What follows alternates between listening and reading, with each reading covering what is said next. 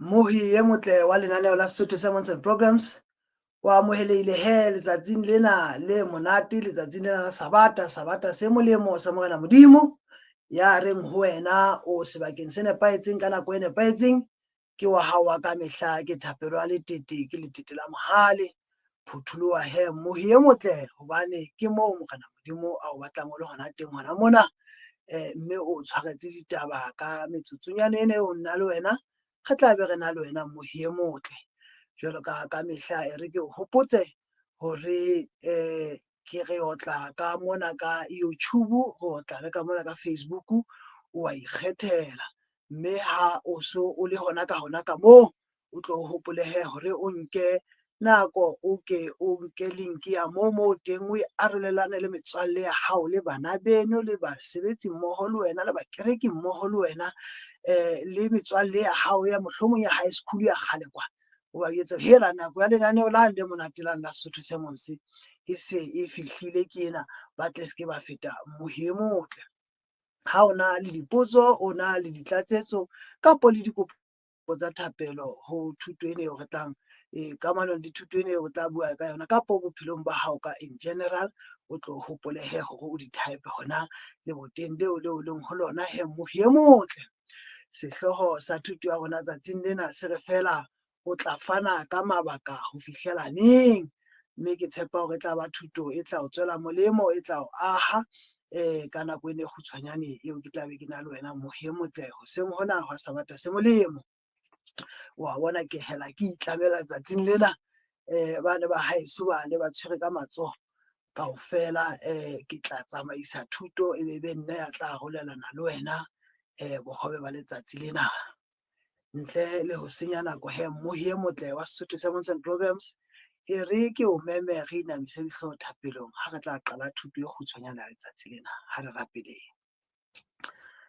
Ntate ona Modimo, ntate wa Morena le Moloko wa rona Jesu Kriste, ke bona bana Jehova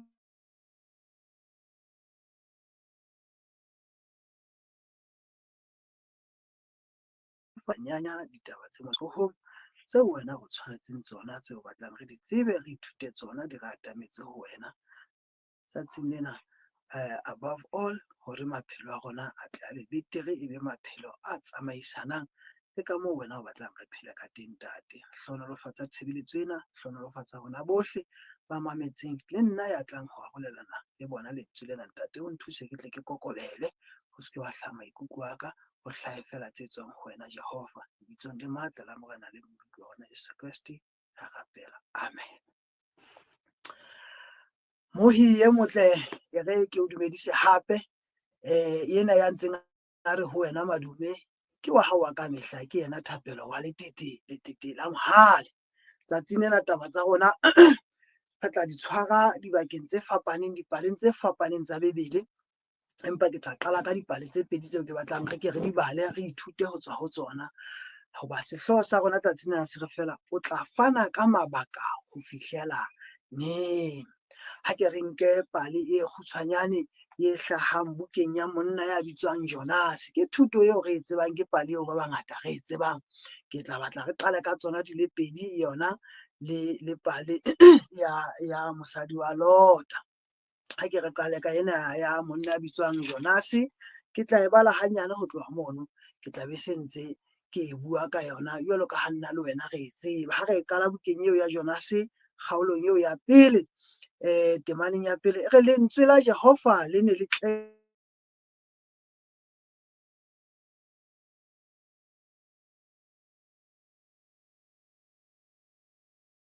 Ninive, motseng o moholo. Internet connection ya ka ya kgaoha moo, o hlabele mokgosi, e tswe bokgopo ba ona bo nyolohetse ho nna. Temane ya bobedi, empa Jonas a tloha ho baleha Tashishi hole le sefahleho sa Jehova. Jwale Morena Modimo o etsa motho enwa, hela tsamaya morena, motho wa morena, e ya Ninive o etsa 1 2 3, ntje ena e otla ka la pholokgwaba e le ba Tashishi.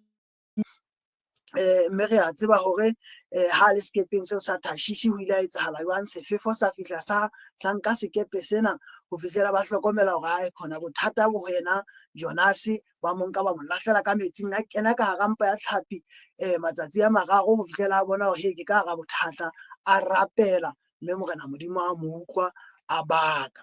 Fela ke batla re fetele temaneng eo e ka pelenyana kgaolong ya 4 ha se a boletse ditaba tsena a di bolelletse batho ba Ninive ka hana a rongwe, mme Ninive moo a fihla a bolela ditaba tsena, ya ba batho bana ba fela ba mamela ba utlwa ditaba tsa Modimo. Utlwa mabaka a hae a ho baleha, o fana ka mabaka ona hobaneng a ile a baleha ha Morena Modimo qalong mane a re eya Ninive o bolella batho ba Ninive ebe yena o otla ka la phologwa. Utlwa baka la hae. Kgaolo ya 4 Jonase 4 e re empa taba eo ya Sabiso Jonase haholo ya hore Modimo o ba tshwaretse mme a hlonama haholo. Utlwa he a rapela Jehova ke temana bobedi a buileng ke sa le naheng ya heso na ke ne ke re nkeke balehele Tashishe hobane ke ne ke tseba hobane o Modimo o lereko, o mohau, Modimo o diang ho halefa, o mosa haholo, o sa rateng ho otla. Mme jwale ke re Jehova lata hle bophelo ba ka hobane ho ka ba molemo ho nna ke ho shwa e seng ho phela. Kore ke bona ke ho thweng bohlanya of the highest order. Hona jwale tjena o se a batla ho shwa hobane Modimo a etseditse ba bang molemo. Baka la hae ke hore fela you are a good God. Kore ke lebaka ntho ke a baleha ha ke batle ho etsa mosebetsi wa hao Modimo because you are a good God. O Modimo o tshwarelang, o Modimo o lereko, o Modimo o sa batleng ho otla ba. Ke lebaka leo Jonase a utlwang e le lebaka. Kore ntho ena a utlwa e le lebaka le bohlokwa le etsang hore ka ha Modimo is a good God, then I should defy him. Ke tlameha he ke ske ka latela ditaelo tsa because he's a good God. Ke bohlanya of the highest order. Utlwa hona jwale ha qeta o re ebile he ha o le jwalo mpola he ke empa Morena Modimo o na fetse ya mo entse jwalo ha tla kena mpeng ya tlhapi matsatsi a mararo le masiu a mararo ke hobane Morena Modimo o na re ka ha he ha o batle ho mmamela o dula o le ntho e mabaka nako ena kaofela shwa he empa ka nako eo hobane o ne a le bothateng he Morena Modimo ke kopa o ntshwarele he nkebe ka hlola ke e pheta nthwena ke bakile Morena Modimo o la fela mo fedisitse a mo bolaile fela hona jwale o sa hankampa kasho o tlo hlokomele mabaka ao mohie motle nakong o re a fanang ka ona ha re tlameha ho etsa ntho tseo Morena Modimo a re fileng le ditaelo tse bonolo. Morena Modimo a re fa ditaelo tse bonolo tseo a lebelletseng hore re di sale morao. Hona le hore haeba re sa utlwisise re botse hobane ha o ka sheba kgaolo ena eo re ntse re ba le a bone mona moo Jonase jwale a sa bua jwale o ile a qala a bua le Modimo ba utlwisisana mme Modimo a etsa hore a etse understand. Modimo re come reason with me. Morena Modimo a se le motho a bileng a leng kgopo a batlang fela ho pusha agenda ya hae ho sa tsotele na o tla ba no ha o sa utlwisise botsa jwale re qoqe nna le wena e seng hore fela o bo so etsa qeto ya hore a ene Modimo a e buang yena ke bohlale ha ke no e etsa which is what he did.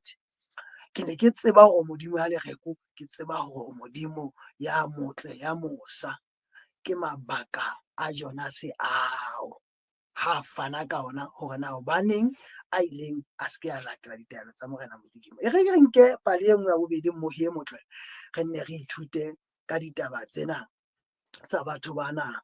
Ke kopa re ke re nke thuto ya rona ho Genese kgaolo ya 19 Genese kgaolo ya 19 mono re ithute ka ditaba tsena tsa mosadi wa Lota kapa Lota le mosadi wa hae.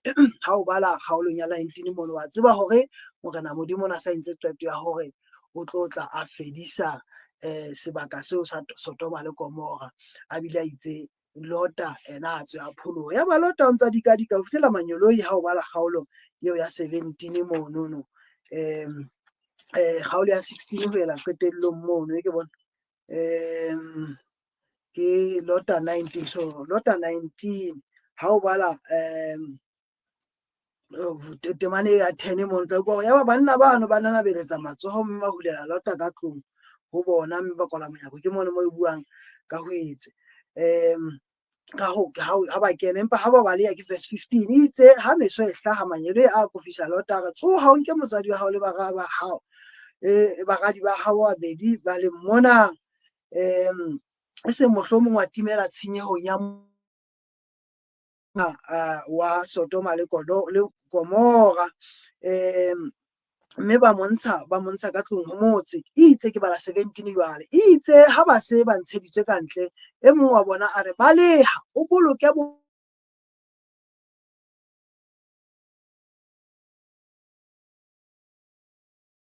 taelo ya e fuweng ena ka jwale network ba bapala ka nna mono. O ske wa hema le wa tateng, ba lehela thabeng e se le mohlomong wa timetswa. Letara ho bona, tjhe monghadi ke a o rapela, ke kopa o ntumelle ke ye motseng o itseng. Ke mona moo eno a bulang a mo dumela hore ke ka lona wa boloka bophelo ba ka, ka nkelwa hodimo ka shwa. Bona hle motse wane o haufi, nke ke balehele ho ona na o monyenyane na, mme moya wa ka o tla phela. Ya ba 21 mono wa mo arabela ho yena, bona ke a o hauhela tabeng ena, ke a o dumella because o fane ka o kopile, o entse kopo mme o reasonne le nna e re ke o dumelle o etse nthwena. Phakisa o balehele teng motseng oo, hobane ke sitwa ho etsa letho ha o eso fihle teng. Ka baka leo motse oo o reile lebitso la Tshware. Ha re bale ho 25 le 26 mane. Ho thwe letsatsi le neng le tjhabela lefatshe ha lota letsatsi le ne le tjhabela fatshe ha lota a kena Tshware. Ya ba Jehova o nesetsa Sodoma le Gomora sebabole le mollo o tswang ho Jehova mahodimong, a timeletswa metsi eo, a timeletsa metsi eo, mme le lehwatata lohle le bohle ba ileng motseng oo.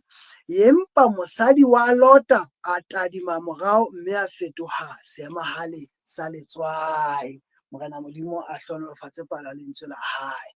Ke moo mosadi ya Lota le yena jwale Lota le mosadi wa hae ba fileng ditaelo tse hlakileng ke Morena Modimo. Manyelo ya Morena Modimo ba lehelang sebakeng se itseng, le ske la hetla morao. Empa for some reason mosadi wa Lota a nahana hore no, defying the commandment of law of God or tseo a di fuweng ke manyeloi will make sense. O ne a ena le mabaka, ke sure mosadi wa Lota o na le lebaka leo a hetlileng ka lona. I'm sure there's a good reason that she thought it was good to her at the time ya ho hetla a hetlela morao. But that is not how God works. You don't just defy dintho tsa Modimo ka mabaka a hao a o dumelang hore ke ona. Bona Lota yena ha ana le bothata kapo ana le kgwao ka taba e itseng ya hore okay, o itse ke balehele hole. Jwale o a bona hore e ka re tla ntshukodisa nthwena. E re ke mpe ke mamele ke balehele motseng o haufinyane kona. Ha etse seo ntle le hore a kope ho Morena Modimo kapa a bue le manyelo ya Morena Modimo ka ditaba tsena. O tla ho Modimo hore Modimo ke a utlwa o buile tjena, ke ne ke kopa hore na ebe nke se etse 1 2 3 e le kopo ho wena, jwale o ntumelle. Ho na le hore a re fela Modimo yena o batla ke balehele kwana, utle nna ke ikele kwana. Morena Modimo o na ntse a tlo motla le yena. Had he done that ka mabakanyana ao a hae a senang thuso, o na tla nne a otle. Ke enwa mosadi wa Lota le yena o dumela, ke enwa yena o dumela hore no, I don't really need to consult with God on this matter. I really want, I have reasons why I should look back and I want to do it. O fela a hetla. Kotlo ya Morena Modimo ke eo he. Mme o bona dipaleng tsena tse pedi tseo re ithutileng ka tsona ho mosadi wa Lota le Jonas, hore mabakanyana ana a rona ao re dulang re ntse re fana ka ona ha re tlameha ho latela ditaelo tsa Morena Modimo, ke ntho tse re kenyang ka hara mathata jwang. Jonas ke yena o kene ka mpeng ya tlhapi matsatsi a 3 le masiu a 3, hobane fela a dumela hore ke lebaka hore Morena Modimo ke motho ya lereko, ke motho ya mosa, ka lebaka la mabaka ana a lona bana beso a ho hana ho sala ditaelo tsa Morena Modimo morao, a tla re kenya ka hare. Ke batla hape re hopole hore o ka fumana hore nthwena ya rona ya ho fana ka mabaka ka nako nngwe e ka o hlodisa le mahlonolo kapa di-blessings tse ding tseo Morena Modimo a ka o fang tsona. E re ke o hopotse he, mohlomong re ka bala bukeng ya Marena a bobedi, re shebe pale ya monna Naamane, empa ke pale eo re e tsebang boholo ba yona. Ke tla e otla ka hodimo fela. Marena a bobedi, 2 Kings, ke kentse mona Marena a bobedi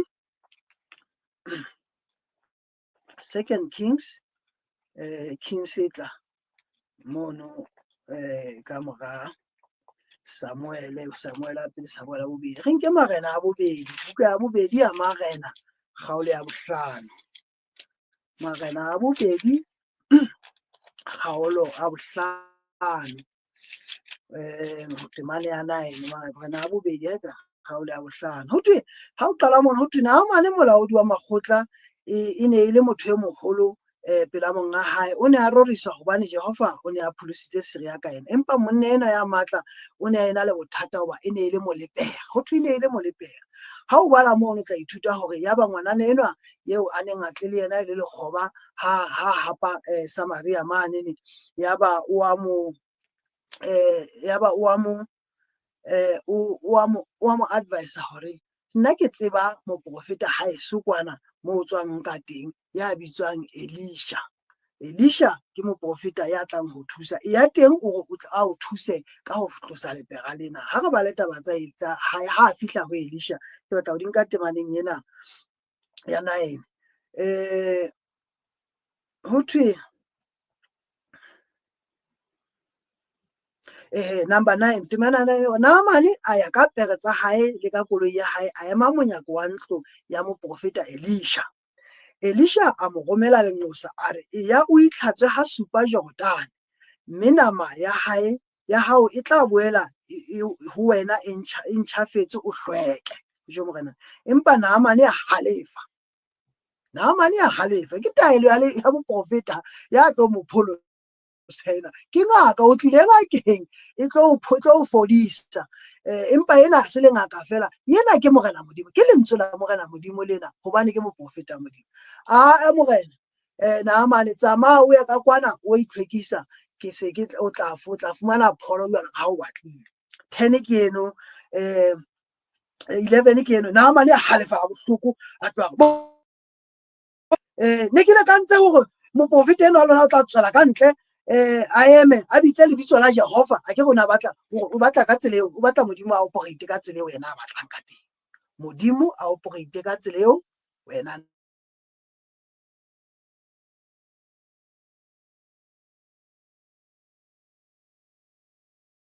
hobane that's how I expect o batla modimo a operate ka tsela ya hao na ke ne ke le ka ntse hore o tla tswela ka ntle a bitse lebitso la Jehova modimo wa hae a mpikitle ka letsoho la hae moo ke seng mohloko a mphodise lepera ana he bana re na le dinoka tse ngata hampe bo Damaseka kwana bo Amana bo Papare di ntle le ho feta noka ena ya lona ena eo thweng ko hlapa ho yona ena ya Jordane ena ya mona ana ne ke ka itlhatswa teng nna ka hlweka nako ke bua ka noka tse proper jwale o ntlisa nokeng ko o fana ka mabaka ohle hore bothata ke noka bothata ke hore modimo moprofeta ha tswa o fa mabaka ohle ya ka fanang ka ona a tloha ka tseo a tsamaya a le bohale haholo o na tsamaya o na fohla and he was going to die of leprosy o ne a tlo shwa mohi e motle o ne a tlo shwa ke manganga ha ile mabaka a senang thuso ko ha ona mabaka a sa fanang ka ona moprofeta ha tswa moprofeta ha mpikitla moprofeta ha bitsa ka lebitso la Jehova moprofeta o nkisitse dinokeng tse senang thuso all of which are useless reasons mabaka a senang thuso ho hang mo fela a tswafang ho etsa taelo ya moprofeta e tswang ho morena modimo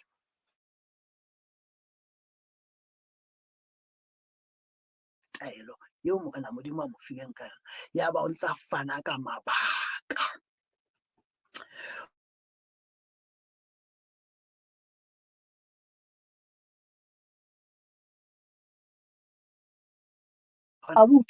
re ke re ha network e kgutlile go fetinya ya bahlanka ba hae ba mo ataba ba re molela ba hela ntate ho jana moprofeta a o laetse ntho e kgolo a re o ke o etsena o no tla etsa gore ho ja o no tshwaetse ntho e serase ya hore mohlomong o itsheha kapa o ikgaole loto kapa o itjhesa mmele ena o etsa o no tla etsa fela ona jwale moprofeta o batla ntho e simple o batla ntho e simple a re haholo ha itse ho wena tsama o itlhatsa o hlweke that's all the prophet said go to a particular place bath and go ha bile ha re lo go patale tšhelete ba tšhoba le ho ya ba wa theoa o itebisa ha supa hara Jordan ka polelo ya monna wa Modimo, mme nama ya hae ya boela ya eba jwalo ka ngwana e monyenyane. O hlokomela hore mabaka a Naamane ha e ne ba batho ba ba nang le bona ba ne ba le siyo, a ne a tlo mo hlodisa mahlohonolo. O ne a tlo hlolwa ke tlhonolofatso le pholo ka lebaka la mabaka a sa feleng a sa utlwahaleng. Mohi e motle o tla fana ka mabaka ho fihlela neng ha Modimo a o file ditaelo? Until when will you give excuses? He hona ha wa etsahala, he hona, he nna ke mokgutshwanyana, he nna ke motelele, he nna ke na le loka eo e betere, he nna ke lesole, he nna ke etsa wang. O tla fana ka mabaka ho fihlela neng mohi e motle? When will you stop giving excuses and just doing the right thing? Ke bua ka wena mohi e motle, ke kgola hore ka ba ke bua ka mohaisane, ke bua ka wena o tla tlohela neng ho fana ka mabaka a ho etsa se lokileng se Morena Modimo a mosetse? Ke etse pale ya ho qetela e re nahanang re ka e sheba, ke ya monna wa a na le sebakeng sa Pool of Bethsaida, letamo le la Bethsaida eo a neng a paqame mono ho thwe dilemo about 37 years a dutse mono, a sena motho ya mo nkang a mo kenya ka lewatleng, hobane ka letamo ba e ne re ha lenyelo le fihla le fuduwa metsi. O tla e fumana bukeng ya Yohanne kgaolong ya 5. Ho thwe e ne re ha o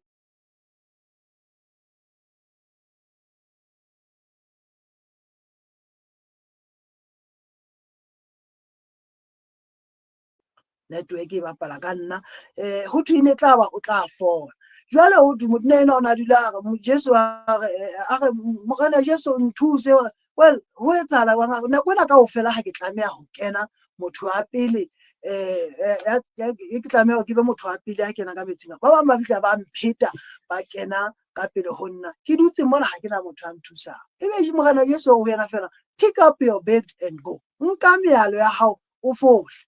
Monna eno ha ka banna he kwa Morena Jesu bana o bua ka hore ke tata ho etsa hore ke sekoa, ha ke kgone ho tsamaya ke etsa motho ena wa hlanyena hona dikobo tse di le boima hakala di metsi ebile ke kgala ke di sisedi. Ha ka ba fana ka mabaka ano mohi e motle o e bale Yohanne kgaolo ya 1 temaneng ya 1 fihlela ho 9. Ho thwe ya ba go fela phamo ya ba phamola dikobo o nka ntho tsena. He went along dancing and rejoicing lebitsong la Morena Modimo. Ha ka ba fana ka mabaka, ha e ne ba o entse jwalo e ne tla ba o ikgodisitse mahlohonolo kapo ditlhonolofatso tsa Morena Modimo.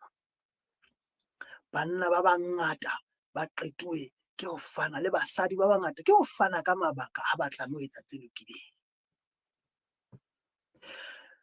Dafita ke eno o ne a fuwe basadi ba bangata fela a bona lebaka la ho lata mosadi a le mong fela wa Uria.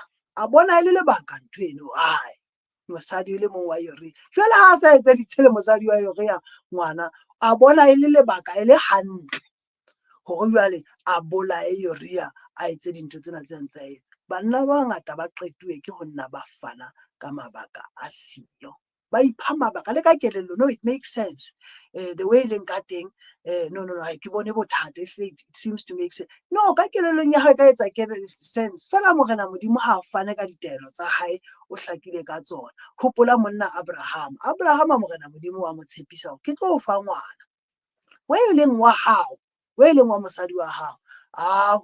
Ha mosadi wa hae a fihla fela a sa re bona concubine ya ka kapa ke ena mosebeletsi wa ka ha ga ke enwa, ke bona ka Morena Modimo o hloka thuso. Morena Modimo o hloka o ko mo thuse. Ke bona ka le yena a tseba Modimo o thusa ba ithusang, a ko mo thuse mona o kene dikobong tsa Haga mona o etse ngwana. Ntho e bile ba ntho e mpe bo mmakatsanang ke dula ke bua ka yona. A re o thusa morena ya ba the reason ke yena le mosadi ya ba dutse fatshe, we think God can do with some help. Ho na le hore ba shebitse mahlo Modimo, ba leletsa mahlo Modimo, ba o kana Modimo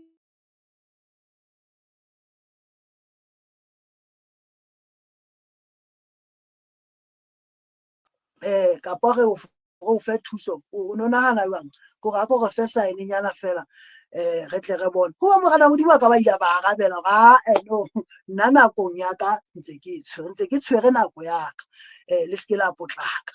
ya ba bona ba ipha mabaka ba discuss ba dumellana ka lebaka no it's because ha re etsa tjena ngwana eno tla bentse le wa hao Abraham ga tla ba re thusitse morena they reason together ena le mosadi wa hae ba etsa ngwana a bitswang Ishmael morena modimo a yole le iketsetsetsana ntho di se ho holo ko dula mona le fana ka mabaka a siyo mohi e motle ha o etsa ntho tse mpe o tla fana ka mabaka ho fihlela neng ke neng o tla fana ka mabaka of not doing the right things modimo o re husband love your wives respect and obey your husband ke neng re tla tlohela ho fana ka mabaka ha nna ha ke mo rate hobane he ke emetse ho etse tjena he nna ke utlwa mo hlompha mohlaetsa ke neng mohi e motle o tla tlohela ho fana ka mabaka a hore o ske wa etsa taelo tsa modimo until when ke neng o tla emisa ho fana ka mabaka a siyo a tshwanang le a Jonas ha le hantle mabaka ha o ntso fana ka ha ona mo a fetang a Jonas teng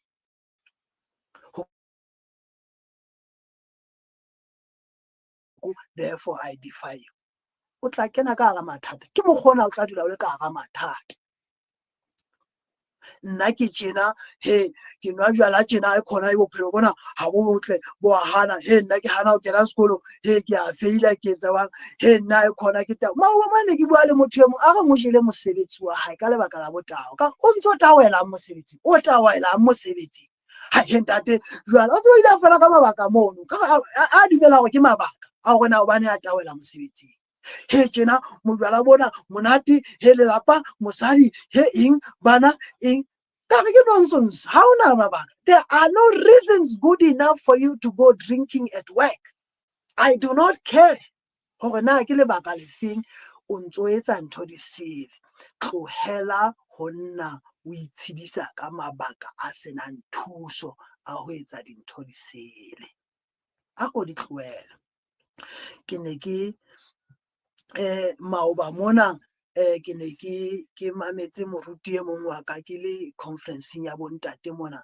ke mametse ditaba tse buang ke moruti wa ka ke mo ratang mona ke moruti Papu Pastor Papu o ile a hlahisa di-statistics tse ding mona tse alarming tsa batho ba batsho a bontsha hore ngwana wa hae ka nako e nngwe sekolong mono bana ba bang ba batsho especially ba batsho ntse ba kena le ba makula le ba makgwara ba haholo ba batsho ba ne ba maketse ha ba utlwa ngwana hae o ntse a dula le mme wa hae le ntate wa hae it was an unusual thing hey wena monna ngwana ya jwang kapo what kind of a child how is it to still live with your mother and your father because about 80% how the statistics is around about 80% of the children in school don't live with both their parents ha ba tsebe lenyalo le no la e se ho bane batswadi ba bona ba hlalana ha ba tsebe ho dula lenyalong le lapeng le lenyalo le ntse le tshwarahane ke ho bane ntate o tswile o sile lelapa ka mabaka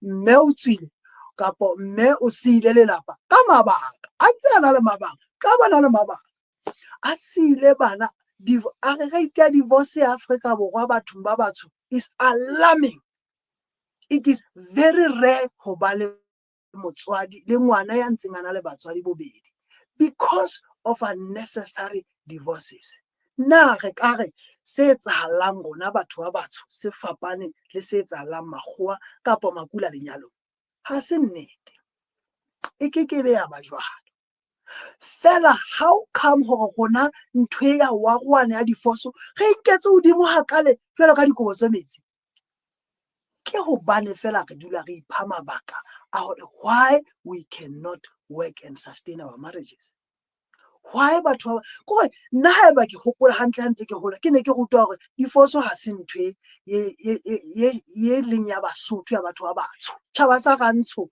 ntho e ba enketseng divorce hodimo le wa rwana kapo abane ko se ke tloya divorce abandonment ya bontate ba siya malapa ba fohla ba paka dintho just leaving a wife here and children is alarming ene se dintho tse neng di etswa setjhabeng sa rona sa batho ba batsho ntho tsa bo divorce ke ntho tsa makgowa tse tlang ka makgowa as far as I understand them fela ntate bona ha ba di etse le ho di etsa bona bana ba makgowa it is a common thing Africa Borwa a normal standard thing hore ngwana motsho ngwana wa lekgowa wa lekula o na le mma e leng tata. In fact ba ba kula bo makhalate bona o tla bana le nkgona e leng tata e le gagadi a le mang kaofela ba phela mmogo, a full-fledged family. Fela gona batho ba batsho nako ena kaofela he ke sitwa o dula lenyalong gobane, he ke sitwa o dula lenyalong gobane, he gona ke sitwa mosadi eno ga ke mo mamele gobane, he gona gobane, he nna ke sitwa. No, that's utter nonsense. That's utter rubbish. Gore na re kekebe ra re batho ba makgowa bona dintho tse ba etsagalang lenyalong kapo bophelong ba bona di bete go feta tse re etsagalang gona. Look at the statistics. Ha ngwana a re all my peers at school ba mmakaletse ntate o gona le mme le ntate. And it's not because people have passed away. It's not because their fathers and mothers have passed away. No, it's just because o tla re ntate wa ka abandoned me. In fact, re ke etse mohlala o mongwe o haufinyane ha ke qetella ke re maobane a maobane. Yesterday I was doing interviews tsa bana ba grade 12 le ma first year university tsa di-engineer tse amanang le mosebetsi wa ka. Interviews tsena ke hobane re batla ho fa bana dihlapiso sekolong mono tsa bana ba etsang di-engineering tse fapakaneng. Ke interviewile re ne re interviewa re le group re interviewa batho ba batsho, re interviewa batho ba makula, batho ba merabe yohle, ba makgowa le batho ba bang kaofela. Ke re 50% ya ba batsho bao ke ba interviewileng mono ba itse they were raised by their single mother. There's nothing wrong with that. There's nothing. Fela ha re tibisa re botsa re single mother hobaneng are because our father walked on us. Ntate wa ka o ntshile. 50% of all the black children I interviewed yesterday ba ne ba re no, we're raised by a single mother. Ba bang ba re bile ba phela ka SASSA gona ebile mme wa rona ha so sebetse since COVID e mara nna mme wa ka ona mohlakile ka sebetsa ne ba ka lahlehelwa ke ntlo. 50% raised by a single mother. Why? Our father.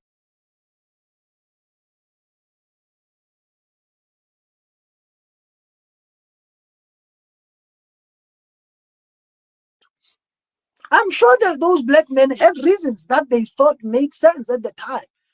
Hai ke tswa hobane mosadi ena, ke tswa hobane bana bana, ke tswa hobane tšhelete, ke tswa hobane mma mosadi, ke tswa hobane eng. A ke le tloelleng ho fana ka mabaka a senang thuso batho ba batsho. Tjhaba sa Rantsho le ya hokae? Why are you doing this? Le tla fana ka mabaka ho fihlela neng? Mme ditlamorao tsa teng ke tsena wa di bona. Bona bana ba sotleha, bana ba lahlehelwa ke mang. Le wena mono moo teng, it probably isn't working out very well for you either. Hobane seo se entseng se kgahlanong leng ho fana ka mabaka a Jonas. Tlohella ho fana ka mabaka a senang thuso ha o tlameha ntho tse lokileng. Ke nnete o tla bo le ditabeng tseo mohlomong he morao tjena bile manyalo wa fumana bo rakgadi le bona ba kene manyalo, bana ba bo motho enwa ba kene he mma o matsale le yena ke pain ka monana kapo pain ka morao ha ke tsebe molaleng mona ntho tsena kaofela ha se lebaka le lekaneng ntho eno hore bo so hore nna ebile ke pakatsa eso ke a tswa ke a tsamaya. Bua le yena morena modimo wa hao ya o kentseng lona lenyalo. Bua le yena morena modimo wa hao ya o fileng bona ba o hlantshang. Bua le morena modimo ya o fileng ona mosebetsi ona o song o ela o tawela. Bua le morena modimo a lokisa ditaba tsa hona mo. Sekolo sona seo song hana o se kena seo sa batle o se kena. Bua le morena modimo hona jwale ya o fileng monyetla o kena sekolo hore ditaba tsa hao di loke. E se ka mmoho e motle ditaba tsena tseo re di qoqileng letsatsi lena di ka o tswela molemo. E se ka di ka o tswela molemo mme wa ba motho ya atlehileng, ya ba o hlabile malotsana, ya ba morena modimo o re thusitse letsatsing lena. E re ke nke qotsolo e nngwe eo ke tswa ithuta yona haufinyane tjena eo e buang ho thwe e bua ke ntate Benjamin Franklin ya le wa le America man on ha bua ka di-excuses. Or he that is good for making excuses, he that is good for making excuses is seldom good for anything else. o re yena ya dulang a tlwaetse ho fana ka mabaka, why not, why I should do this, why ho thwe hangata o tla fumana ho holo ke hona mabaka, ha e le ho etsa mosebetsi kgatana. E ske mpe ya ba o qetella o tshwana le ditaba tse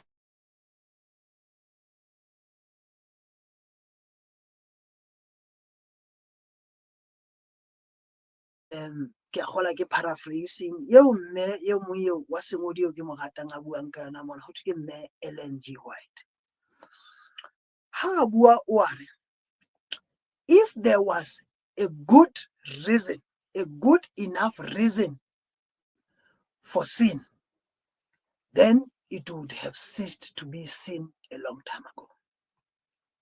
Ke a e pheta jwale ke bua ka Sesotho hore haeba ho no ka ba le lebaka, jwalo ka ha o re dula re fana ka mabaka tjena, he ke etsa sebe tjena, ke etsa sebe hobane ke etsa ntho ha e ne ba hona le lebaka le felang le lokile le phethahetse e le la nnete, ha e ne ba le ne le ka fumane ntho eo e o etsang e ne tla ba e hlakotswe palong ya dibe kgale, e ne tla ba ntho eno e etsang kgale e qetetse ho ba sebe. What she's really saying ke hore the very fact ya hore ntho eo Morena Modimo ntse a e bitsa sebe ebile e ntse e le ntho e mpe ntse le sebe, ke ho bontsha hore mabakanyana a wa ntso fana ka ona ho etsa ke nonsense ya mabaka. O ntso o ithetsa haeba o ntso nahana hore o ntso fana ka mabaka a nepahetseng ho etsa ntho di sele. Ka bokgutshwanyana o re there is no good reason to do nonsense. Ha hona lebaka lefe kapa lefe le lokileng le nepahetseng leo ka fanang ka lona ya ba re he lena ke lebaka le tsitsitseng le ka tshwarang metsi, hold water, la ho etsa ntho e sele. Ha leyo. Mohi e motle o tla fana ka mabaka, o tla dula o fana ka mabaka ho etsa dintho tse sa nepahalang ho fihlela neng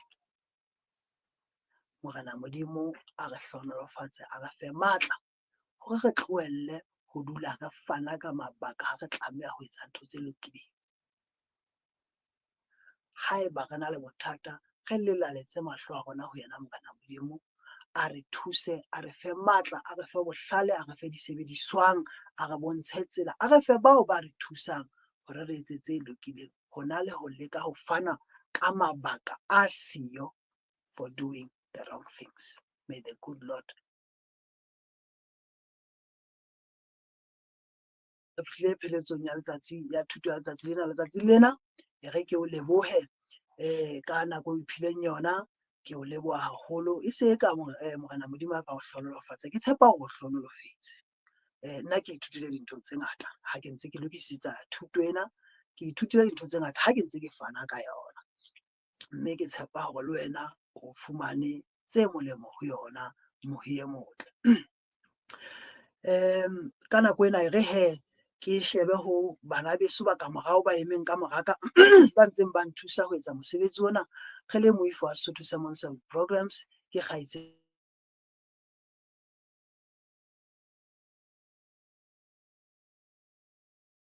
ya Ntate Seiso Mokuditi le Ntate Moribele Thapa. E re ke re ho lona bana beso, ke a leboha Morena Modimo a tswele pele ho le hlohonolofatsa mosebetsing ona o re ntseng re o etsa kaofela mmoho.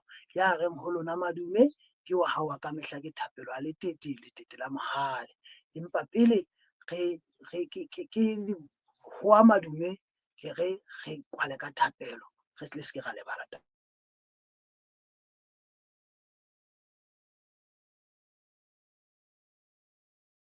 Morena le rona Jesu Kriste, re a leboha ntafileng tsona hore re tle re tlo nyanya ditaba tse hore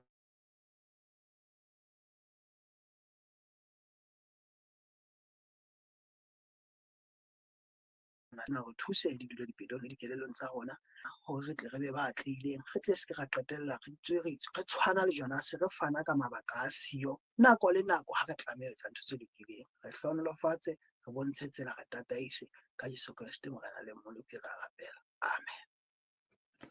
Mohi e motle ho fihlela nako e tlang, e tshokgotso.